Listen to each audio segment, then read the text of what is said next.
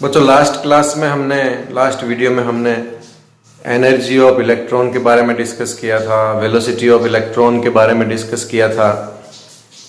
थोड़ा सा हम आगे और बढ़ेंगे इस चैप्टर में। आप ध्यान रखना इस बात का बच्चों, ओवरऑल चैप्टर जब फिनिश होगा तब बहुत सारी बातें आपको और ज्यादा समझ में आएगी, इसलिए ज्यादा टेंशन मत लेना। जो मैं समझा रहा हूं उसको डायरेक्ट समझने की कोशिश करें।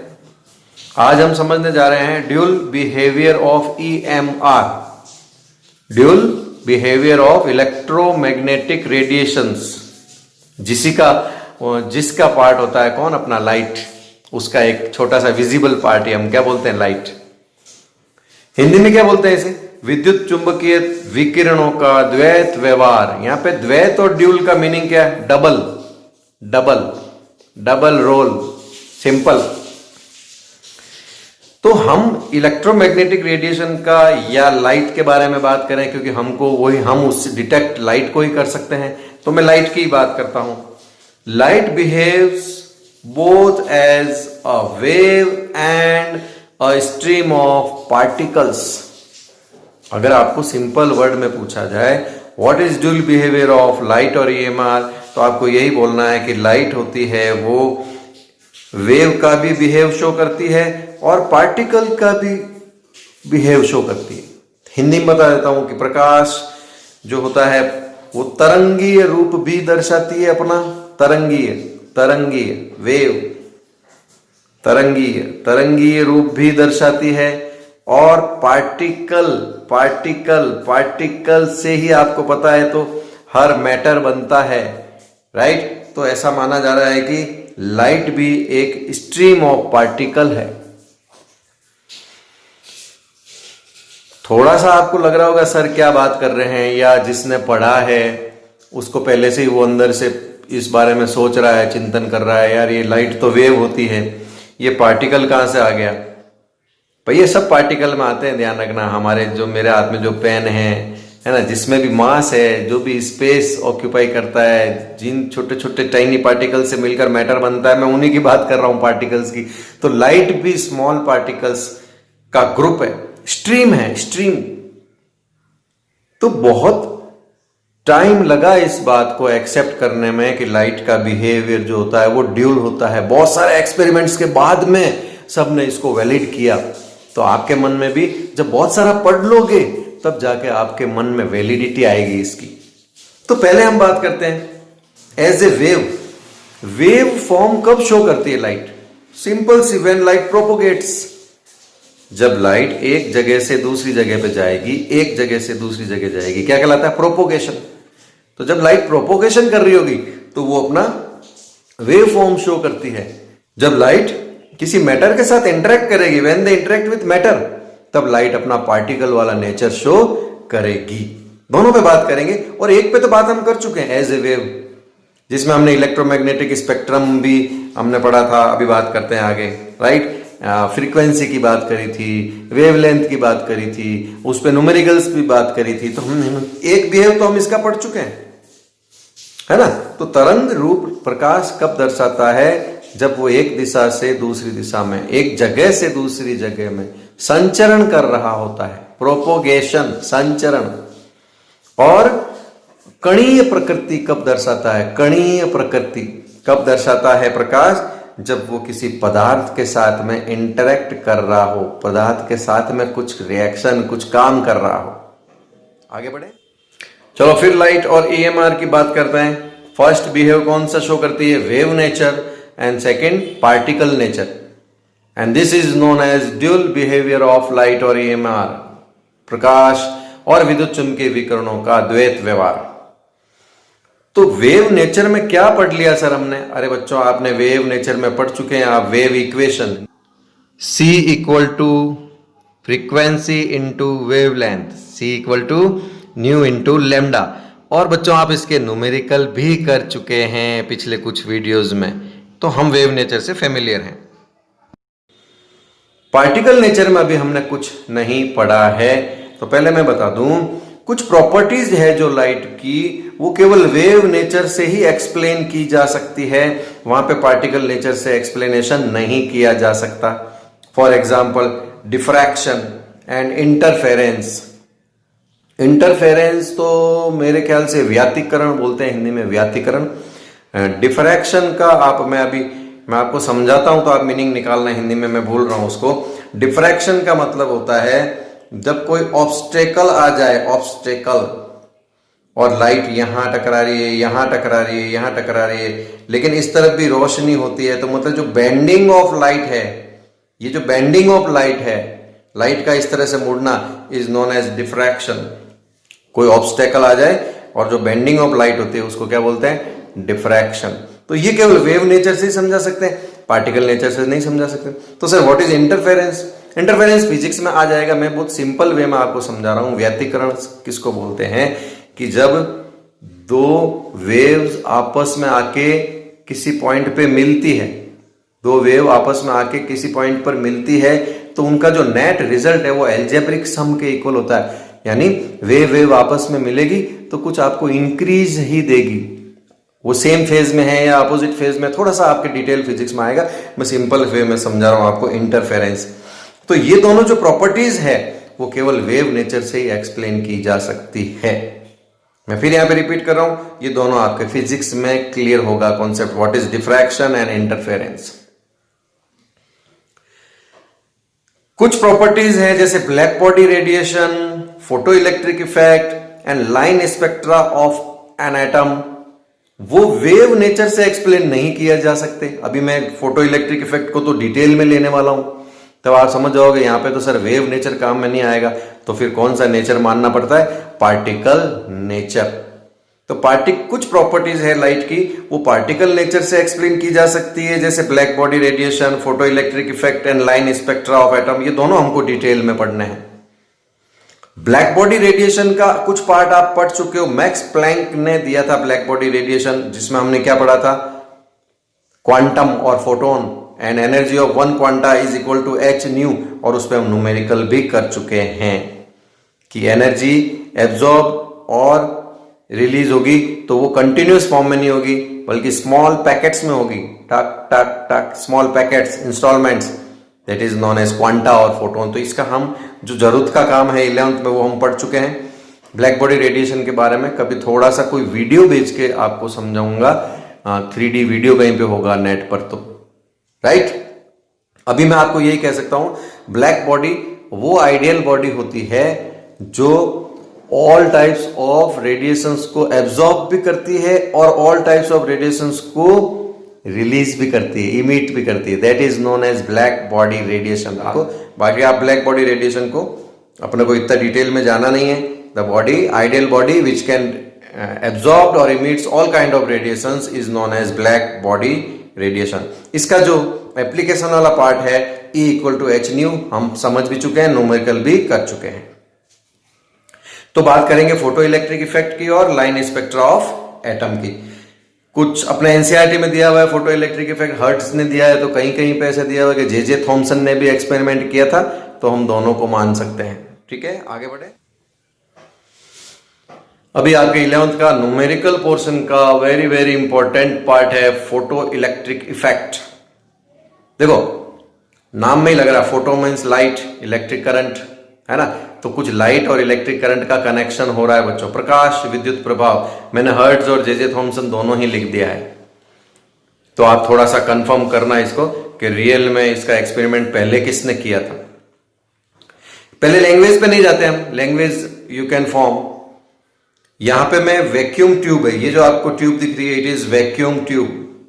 वैक्यूम ट्यूब इसलिए कि जो इलेक्ट्रॉन निकले, इजेक्ट हो इलेक्ट्रॉन, वो बकायदा मेटल के सरफेस से हो, अंदर कोई एयर होगी या गैस होगी तो उसके इलेक्ट्रॉन भी डिस्टर्ब कर सकते हैं। तो हमने वैक्यूम ट्यूब, वैक्यूम चैम्बर बनाया है। वैक्यूम चैम्बर के अंदर कौन है? Metal surface. एक तो हमने मेटल सरफेस लिया है। यहाँ पे मेटल कौन से काम के हैं? जिनके इलेक्ट्रॉन लूजली बॉन्डेड होंगे आउटर मोस्ट शेल में, क्योंकि इलेक्ट्रॉन बाहर जाता है जनरली कौन सा? आउटर मोस्ट शेल, जिसको बोलते हैं वैलेंस शेल, जो कि और आके आपके फर्दर वीडियोस में क्लियर होगा ये जब हम इलेक्ट्रॉनिक कॉन्फ़िगरेशन की बात करेंगे। लेकिन अभी मैं 9th क्लास में जो आपने इलेक्ट्रॉनिक कॉन्फ़िगरेशन करा है उसी से मैं आपको समझा दूंगा, इसलिए मैं यहाँ पे मेटल एग्जाम्पल लिख रहा हूं, potassium, rubidium, caesium etcetera. Particular metal ही अपने को लेने हैं जिनके इलेक्ट्रॉन लूजली बॉन्डेड हो। यहां पर ये क्या बनाया है हमने, ये इलेक्ट्रॉन यहां से आके कनेक्ट करेंगे, डिटेक्टर समझ लो, जो कि जब आपका फ्लो ऑफ इलेक्ट्रॉन होगा, है ना, तो फ्लो ऑफ इलेक्ट्रॉन होता है, तो आपने 10th में क्या पढ़ रखा है, rate of flow of electron is known as electric current, right. तो स्ट्रीम ऑफ इलेक्ट्रॉन्स हमको मिलने वाली है, ये स्ट्रीम ऑफ इलेक्ट्रॉन्स है। We can write here electron electron electron, वैसे लिखा है मैंने। और अगर करंट होगा तो अमीटर बताएगा ना करंट फ्लो कर रहा है या नहीं कर रहा है। पोटेंशियल डिफरेंस क्रिएट करने के लिए हमने बैटरी भी लगा रखी है।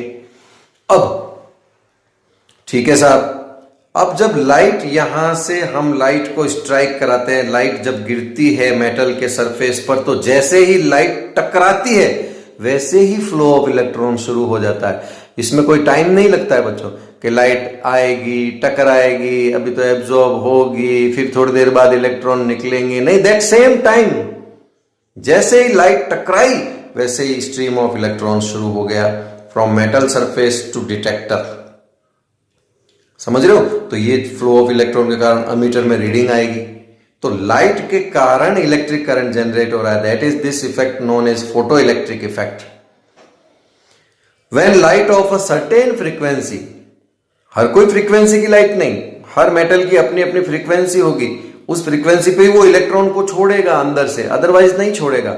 तो when light of a certain frequency strikes the surface of a metal like potassium, rubidium और caesium, electrons are ejected from the metal से इलेक्ट्रॉन इजेक्ट होंगे, and this phenomenon is known as photo electric effect.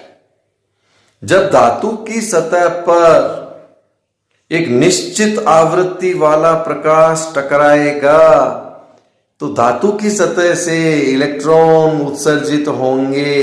यह घटना प्रकाश विद्युत प्रभाव कहलाती है और ये पार्टिकल नेचर को शो करता है, फोटो इलेक्ट्रिक इफेक्ट, क्योंकि इलेक्ट्रॉन पार्टिकल है, उसका मास है कि नहीं है, पढ़ा ना आपने, इलेक्ट्रॉन का मास भले कम हो तो क्या हुआ, है तो पार्टिकल फॉर्म में, तो पार्टिकल से पार्टिकल टकराएगा तभी पार्टिकल बाहर निकलेगा। ये बात यहां पे आपको समझनी, मैं थोड़ा और आगे आपको एक्सप्लेन करता हूं। फोटो इलेक्ट्रिक इफेक्ट में क्या क्या पूछा जाएगा बताकर फिर मैं एक्सप्लेन करता हूं ताकि आपका कॉन्सेप्ट क्लियर हो जाए। एक तो what is photo electric effect phenomenon, जो अभी हमने डेफिनेशन दिया था, है ना, when light of certain frequency strikes on the surface of a metal, then ejection of electron is known as photoelectric effect. अब फोटोइलेक्ट्रिक इफेक्ट की डेफिनेशन के अलावा क्या पूछते हैं, व्हाट इज वर्क फंक्शन और we can say threshold energy, number 1। Number 2, what is threshold frequency, very good. Number 3, kinetic energy of electron, तीनों के बारे में बताता हूं।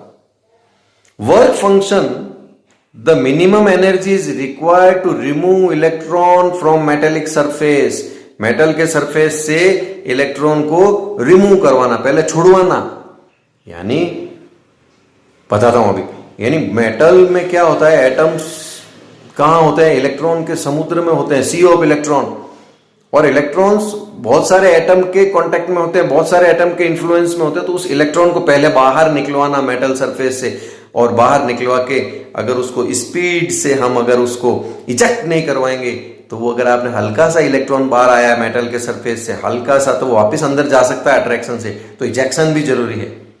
यानी सबसे पहले इलेक्ट्रॉन को छुड़वाना, तो minimum energy is required to remove one electron from surface of metal, not from an atom. मैं क्या बोल रहा हूं, सरफेस ऑफ मेटल। एक एटम से इलेक्ट्रॉन को बाहर निकालने वाली एनर्जी को दूसरा कुछ कहते हैं, आगे बताऊंगा। Threshold frequency, the minimum frequency is required to remove electron from metallic surface, same है, एनर्जी और फ्रीक्वेंसी दोनों प्रोपोर्शनल है। काइनेटिक एनर्जी, जिस एनर्जी के साथ में इलेक्ट्रॉन इजेक्ट हुआ है मेटल के सरफेस से, कितनी स्पीड से निकला, दैट इज काइनेटिक एनर्जी। इन तीनों पर based numerical very very important है आपके। कौन कौन से हैं? Intex problem 2.8, 2.9 and NCERT exercise 2.51, 2.52, 2.53, 2.54, 51, 52, 53, 54 questions ये आपको करना है। तो मैं पहले आपका कॉन्सेप्ट क्लियर करता हूं कि ये थ्रेशोल्ड एनर्जी, थ्रेशोल्ड फ्रीक्वेंसी, जहां पे थ्रेशोल्ड आ जाए मतलब मिनिमम एनर्जी और मिनिमम फ्रीक्वेंसी इज रिक्वायर्ड, तो करना क्या है हमको? इलेक्ट्रॉन को बाहर निकालना है मेटल के सरफेस से, न कि एटम से। एंड काइनेटिक एनर्जी, जिस एनर्जी से इलेक्ट्रॉन इजेक्ट हो रहा है। चलो बात करते हैं। फिर हम फोटो इलेक्ट्रिक इफेक्ट में ही हैं और समझने की कोशिश कर रहे हैं कॉन्सेप्ट को। तो यहां पर मैंने आपको समझाने के लिए एक डायग्राम बनाया है। Atom atom atom atom, these are atoms situated at the surface of the metal. और इलेक्ट्रॉन आप देखो, यहां पर एक छोटा सा इलेक्ट्रॉन है, इसको देखो, ये इलेक्ट्रॉन कितने न्यूक्लियस के साथ में इन्फ्लुएंस में है। तो इस सिंगल एटम से इलेक्ट्रॉन निकालने वाली बात नहीं है। यहां पर आप समझ लो गुंडों के, बहुत सारे गुंडों के बीच में अपना कोई फंस गया, उसको छुड़वाने के लिए आए हैं, राइट? किसी एक ने नहीं पकड़ रखा है। तो यहां पर मैंने लिखा है एक्शन 1, फर्स्ट एक्शन, लाइट आके स्ट्राइक करेगी, एक्शन 1। एक्शन 2, लाइट स्ट्राइक करेगी तो कुछ एनर्जी का पार्ट क्या करेगा? सिर्फ इलेक्ट्रॉन को बाहर निकालने में कंज्यूम हो जाएगा। ओके। एक्शन 3, बाहर निकल गया, अब भागना भी तो पड़ेगा अपने को। हम गुंडों के घर से बाहर आ गए, सपोज करो इलेक्ट्रॉन यहां आ गया। अब अगर ये भागेगा नहीं तेज स्पीड से तो गुंडे वापस पकड़ लेंगे ना। तो एक्शन 1, एक्शन 2, एक्शन 3 तीनों को ध्यान से समझना। सपोज करो, देखो लाइट हमने पहले ही क्वांटम थ्योरी में पढ़ा है, प्लांक की क्वांटम थ्योरी में, कि लाइट जो है एनर्जी, यहां पे देखो मेटल सरफेस पे भी रूल लागू होगा कि वो एनर्जी कंटिन्यूस एब्जॉर्ब नहीं करेगा, एच न्यू की फॉर्म में करेगा। H nu is the energy of one photon. H new H new H new H new H new H new बहुत सारे फोटोन एक्सेप्ट करता है। तो मैं पहले सिंपल फॉर्म में समझाता हूं। माना कि लाइट से जो एनर्जी आ रही है वो 100 जूल एनर्जी यहां पर स्ट्राइक करी है, माना हमने, है ना। एक मैं मैथमेटिकली समझाता हूं। 100 जूल एनर्जी से स्ट्राइक करी है। 20 जूल एनर्जी तो चाहिए इलेक्ट्रॉन को बाहर निकालने के लिए। तो 100 में से 20 जूल तो खर्च हो जाएगा ना इलेक्ट्रॉन को मेटल सरफेस से बाहर निकालने में। तो बची कितनी एनर्जी? 80 जूल एनर्जी से इलेक्ट्रॉन इजेक्ट होगा, यानी स्पीड से बाहर निकलेगा, तब वो मेटल के सरफेस से, तब स्ट्रीम चलेगी कंटिन्यू इलेक्ट्रॉन की, राइट। तो यहां पर एक्शन 2 इज इंपॉर्टेंट। एक्शन 2 क्या है? Absorbed energy H nu is divided into 2 part. तो यहां पे आके हमारी जो एब्जॉर्ब्ड एनर्जी है बच्चों, वो 2 पार्ट में डिवाइड हो जाती है।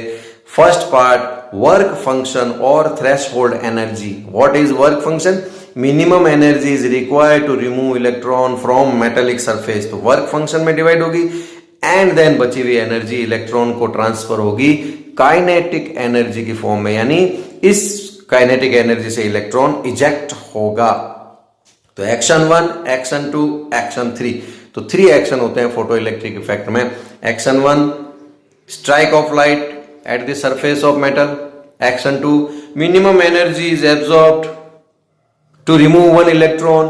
तो जितनी एनर्जी यहां पे काम लेनी है इतनी एनर्जी इलेक्ट्रॉन काम ले लेगा और इलेक्ट्रॉन इजेक्ट होगा। बची हुई एनर्जी से वो इजेक्ट होगा स्पीड के साथ में जब वो गुंडों से छूटेगा।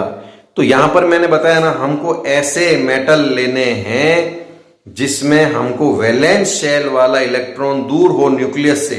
देखो मैं आपको 9th क्लास वाले इलेक्ट्रॉनिक कॉन्फ़िगरेशन से समझा रहा हूं। पोटेशियम का एटॉमिक नंबर 19 होता है। तो आप क्या करते थे? KLMN, first shell, second shell, third shell, fourth shell. First shell में 2, फिर 8, फिर 8, 1, यानी फोर्थ शेल जो है न्यूक्लियस से काफी डिस्टेंस पर है in comparison to third, second and first. तो this electron is known as valence electron and this is loosely bonded with nucleus and this can be easily removed. चलो rubidium, potassium से और easy कौन करेगा? Rubidium, because this valence electron is situated in 5th shell, first, second, third, fourth, 5th। तो ये nucleus से इसकी distance और बढ़ गई और बहुत सारे इलेक्ट्रॉन बीच में आ गए तो थोड़ा रिपल्सन भी मिलेगा, बाहर निकलने में इजी रहेगा।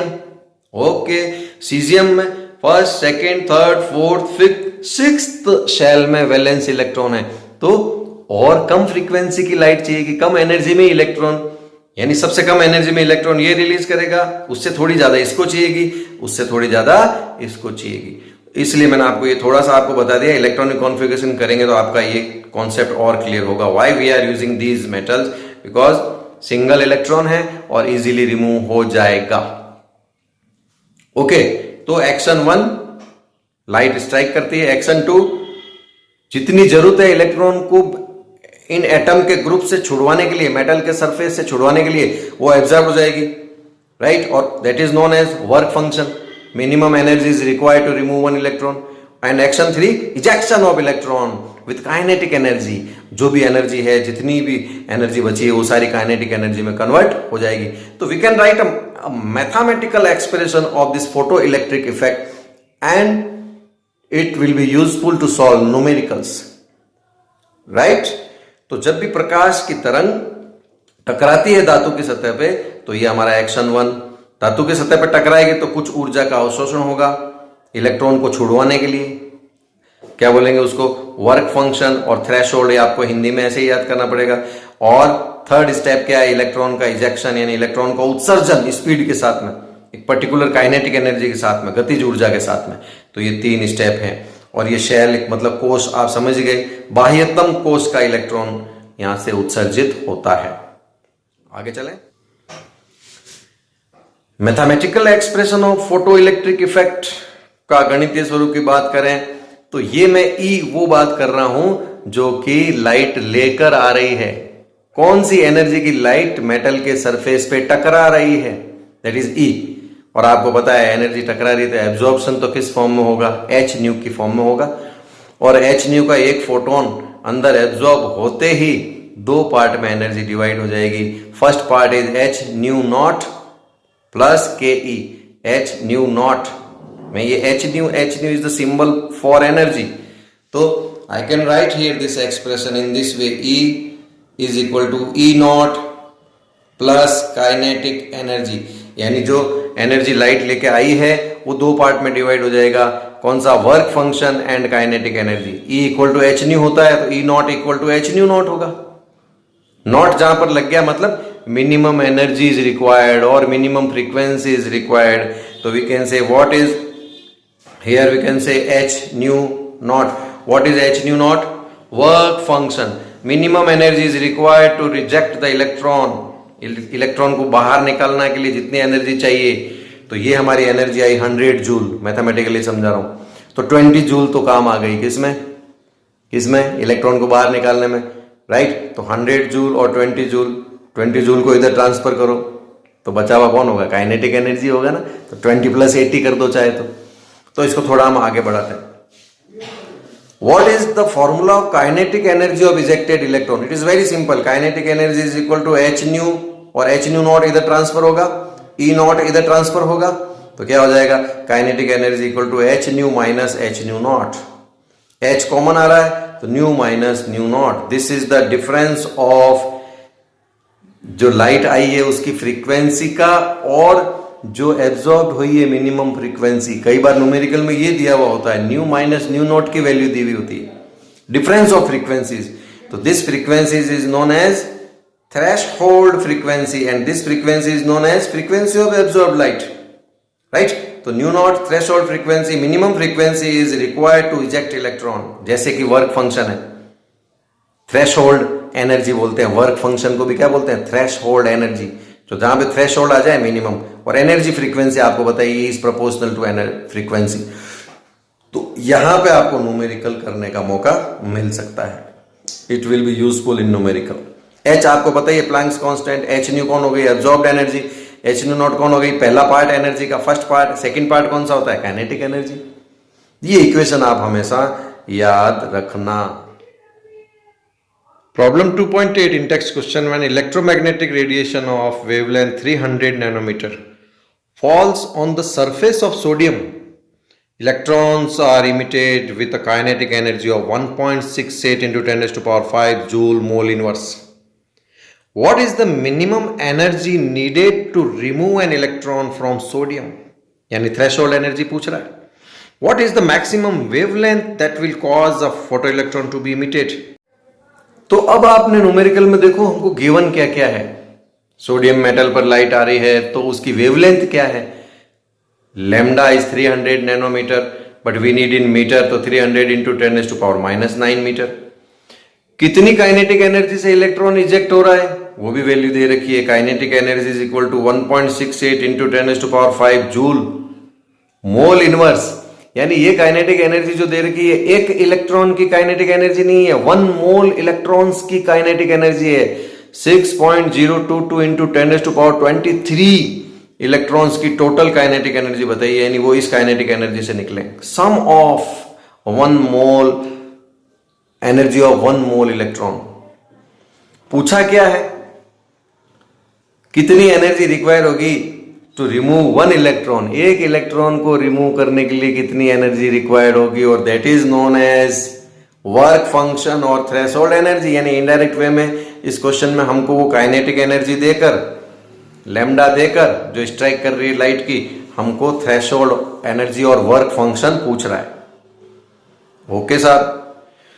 अब ये ई नॉट और डब्ल्यू नॉट तो तब तक नहीं आएगा जब तक लैम्डा नॉट नहीं आएगा।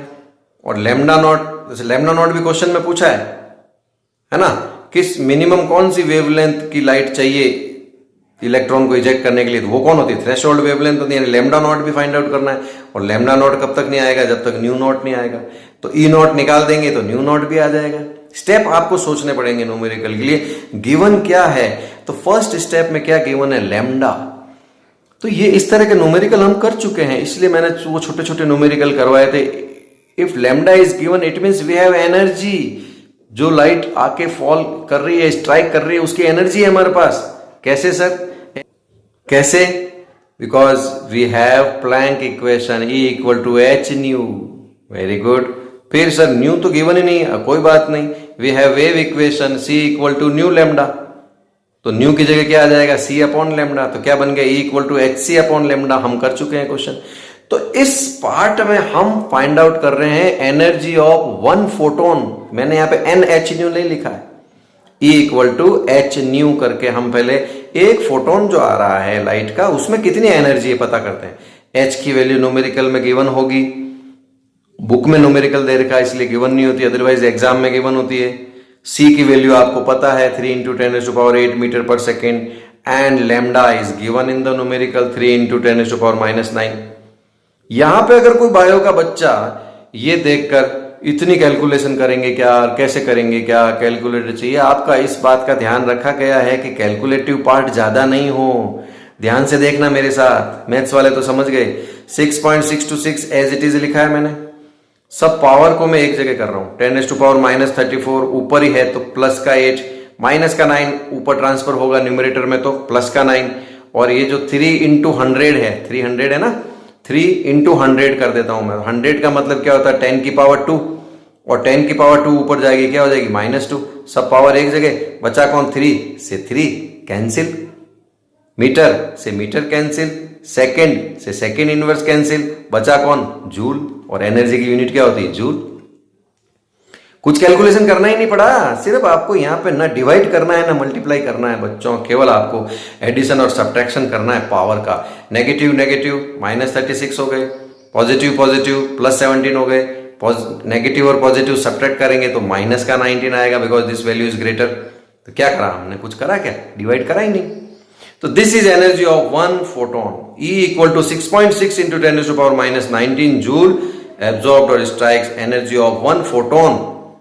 अब 1 फोटोन की एनर्जी का क्या करेंगे सर, वहां पर तो काइनेटिक एनर्जी तो 1 मोल इलेक्ट्रॉन्स की दी हुई है। तो हम भी क्या करते हैं, ये जो लाइट आ रही है उसकी 1 फोटोन की एनर्जी पता लग गई, हम भी क्या करते हैं, 2 काम हो सकते हैं। या तो हम काइनेटिक एनर्जी को 1 इलेक्ट्रॉन की करें, कन्वर्ट करें, या फिर हम 1 फोटोन की हम एनर्जी कैलकुलेट कर लेते हैं, एनर्जी ऑफ 1 मोल फोटॉन्स। और 1 मोल मतलब क्या होता है, 6.022 इंटू 10⁻23 मोल इनवर्स। तो क्या होगा बच्चों, मल्टीप्लाई होगा, ये 1 मोल, सॉरी ये 1 फोटोन की एनर्जी, ये 1 मोल इलेक्ट्रॉन्स, मल्टीप्लाई किया, -19 23 तो कुछ +4 आएगा, लेकिन 6 6 या 36 39 के आसपास जाएगा इसका प्रोडक्ट। तो साइंटिफिक नोटेशन करने के लिए डेसिमल को किस तरफ खिसकाया है, लेफ्ट में, है ना। नहीं 39 का 3.9 करा है तो पावर इंक्रीज हो जाएगी एक। 3.99 इंटू 10⁵ जूल मोल इनवर्स, यानी इतने जूल एनर्जी है एक मोल इलेक्ट्रॉन्स की, नहीं इतनी एनर्जी है एक मोल फोटॉन्स की। 1 मोल फोटॉन्स की एनर्जी आ गई। तो ये कौन है, 1 मोल इलेक्ट्रॉन की काइनेटिक एनर्जी। अब हम वो वाला बिल्कुल सिंपल रिलेशन काम में करेंगे ना। 100 जूल एनर्जी आई, 20 जूल तो इलेक्ट्रॉन को छुड़वाने में काम आई, और 80 जूल से क्या हुआ, वो इजेक्ट करा। चलो वो वाला इक्वेशन काम में लेते हैं, बहुत सिंपल न्यूमेरिकल। देखें एनर्जी क्या होती है, टकराती है लाइट एनर्जी, 2 पार्ट में डिवाइड हो जाती है। Threshold energy, the minimum energy is required, और काइनेटिक एनर्जी। चलो अब हम देखें न्यूमेरिकल में हमारे पास क्या क्या है। तो थ्रेशोल्ड एनर्जी और वर्क फंक्शन जो है, थोड़ा सा उसको मैं मैथमेटिक में लिख रहा हूं। क्या लिखा, E-K, ये कहां से आया, तो क्या करा मैंने, कुछ नहीं करा। थ्रेशोल्ड एनर्जी जो कि पूछी हुई है, आप देखो न्यूमेरिकल में कितनी एनर्जी रिक्वायरमेंट होगी एक इलेक्ट्रॉन के इजेक्शन की, तो हम इस इक्वेशन की एक की तो नहीं निकाल पा रहे हैं, 1 मोल की निकाल रहे हैं। बाद में उसको 1 में कन्वर्ट कर देंगे तो प्लस का के ई इधर ट्रांसफर होगा, माइनस हो जाएगा। तो क्या आया, E0 और W0 is equal to E minus K E. ये E कौन सी भाई, अरे अभी हमने कैलकुलेट करी 300 नैनोमीटर वेवलेंथ की लाइट अगर गिरती है तो 1 मोल फोटॉन्स की इतनी सारी एनर्जी हमने कैलकुलेट कर ली। ये 1 मोल इलेक्ट्रॉन्स की काइनेटिक एनर्जी है। ओके, 10⁵ क्या हुआ, कॉमन आया 3.99 माइनस 1.68 जूल मोल इनवर्स, दोनों का यूनिट है तो ये भी एक तरह से कॉमन आता है। कितना सिंपल चलता है अगर यूनिट को साथ में लेके चलते तो। दोनों को सब्ट्रैक्ट किया, 2.31 इंटू 10⁵ जूल मोल इनवर्स। यानी ये हम अगर टेक्निकली कहें तो this is not work function, आपको समझाने के लिए मैं लिख रहा हूं। This is the difference of light absorbed और काइनेटिक एनर्जी ऑफ इलेक्ट्रॉन्स, कितने, 1 मोल। और वर्क फंक्शन की डेफिनेशन क्या आता है, the minimum energy is required to remove 1 electron from the surface of metal. तो कर देंगे ना, कितने इलेक्ट्रॉन की जरूरत है इतनी सारी एनर्जी एटम के मेटल के सरफेस से छूटने के लिए, 1 मोल। तो कर देंगे ना, minimum energy for 1 electron 2.31 into 10⁵ joule mole inverse is divided by Avogadro number 6.02 into 10⁻23 mole inverse cancel, right. 23 ऊपर जाएगा तो माइनस का 23 हो जाएगा, आप कैलकुलेशन करोगे आंसर क्या आएगा, 3.84 into 10⁻19 joule. This is minimum required energy to remove 1 electron from the surface of a metal.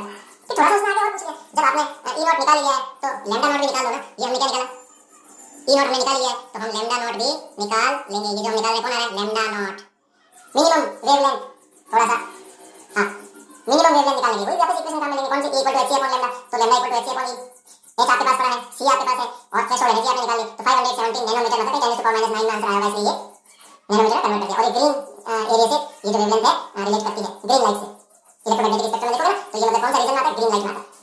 तो इस तरह से आपको कांसेप्ट को समझना है, फिर उससे रिलेटेड न्यूमेरिकल को करना है। ये साइंस पढ़ने का तरीका है। All the first concept clear हो जाए तो उसका मैथमेटिकल एक्सप्रेशन सारे फार्मूले हो जाए, देन फिर आप हाथों हाथ उसके न्यूमेरिकल सॉल्व करो। इसलिए मैंने आपको वीडियो में दिया, आज ही न्यूमेरिकल सॉल्व करना है, मुझे सॉल्यूशन देना। Thank you very much, have a nice day.